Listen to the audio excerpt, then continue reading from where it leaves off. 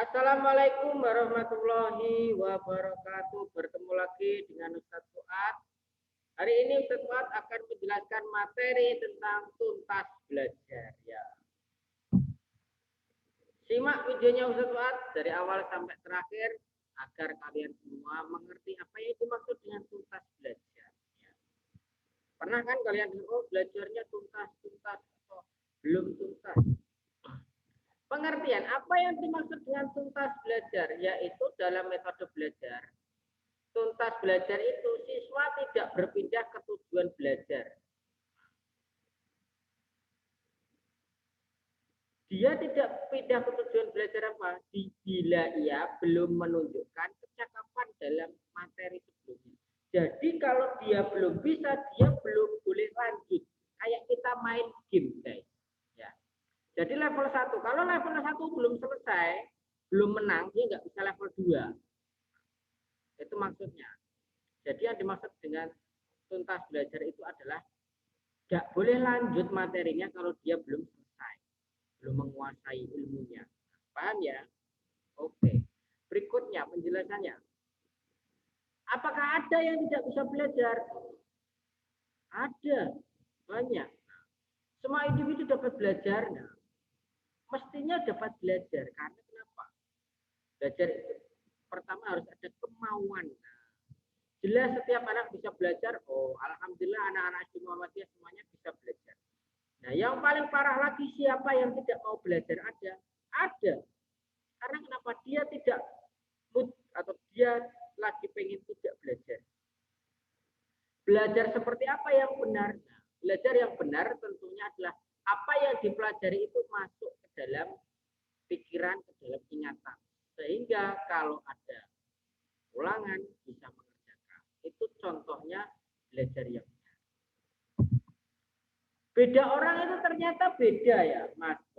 Orang belajar dengan cara dan kecepatan berbeda. Maksudnya gimana? Jadi orang itu belajar, daya nyantolnya atau daya tangkapnya setiap orang itu beda. Ada yang mudah dalam menghafal, ada yang sulit dalam menghafal. Ada yang harus mencatat dulu, ada yang harus diberi soal baru mau membaca. Ada yang sukanya itu nonton dulu, baru paham. Berikutnya, lanjutan. Dalam kondisi belajar yang memadai, dampak dari perbedaan individu hampir tidak ada. Contohnya di kelas. Belajar di kelas semuanya sama. Gurunya satu, guru bahasa Indonesia yaitu.